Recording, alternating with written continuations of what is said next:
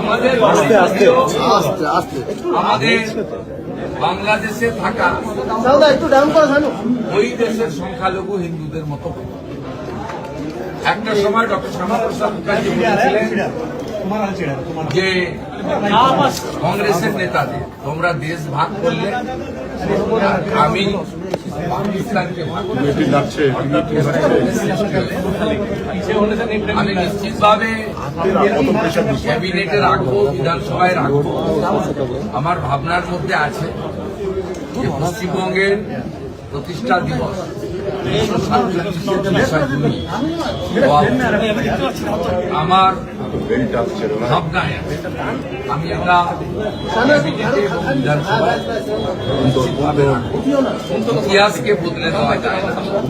তাই আজকে যার বিচারধারার যার প্রচেষ্টার মধ্য দিয়ে আমি মুখ্যমন্ত্রীর শপথ নিয়েছি, আমার সাথে সিনিয়র পলিটিশিয়ান মানিকতলার নির্বাচিত বিধায়ক তাপস রয় রয়েছেন, গত বিধানসভার চিফ হুইপ অপোজিশন রাজ্য বিজেপির অন্যতম নেতা ঘোষ রয়েছেন, রাজ্য বিজেপির অন্যতম সহসভাপতি অত্যন্ত উচ্চশিক্ষিত প্রাক্তন সাংবাদিক সিউড়ি থেকে বিপুল ভোটে নির্বাচিত বিধায়ক জগন্নাথ চট্টোপাধ্যায় রয়েছেন এবং সর্বোপরি আমাদের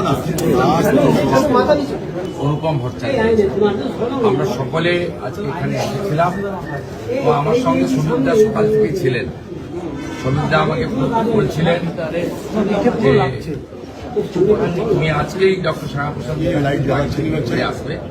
আমি শ্রমিকদাকে আরো অ্যাডিশন করে বললাম শ্যামাপ্রসাদ মুখার্জির বাড়িতে যাব, এখান থেকে আমি প্রণবানন্দকেও বালিগঞ্জ ভারত সেবাশ্রম সঙ্গে গিয়ে প্রণাম করে আসবো। আর মা কালীঘাট মায়ের তার আশীর্বাদ আমার ছিল, কারণ আমি যেদিন প্রথম প্রণাম করতে যাই, মাকে পুজো করতে যাই, সেদিন মায়ের পা থেকে একটি পদ্ম ফুল পড়ে আমার হাতে পড়েছিল। আমি সেদিনই বুঝেছিলাম মা কালীর আশীর্বাদ আমার উপর বা আমাদের উপর আছে। সেই কালীঘাট মন্দিরও দর্শন করব এবং আমি যেহেতু ভবানীপুরের বিধায়ক, শীতলা মায়ের মন্দিরও যাওয়ার আমার পরিকল্পনা আছে। আগামী 1 ঘন্টার মধ্যে আমাকে এগুলো এখনো আমরা আগামী দিনে আমাদের অগ্রাধিকার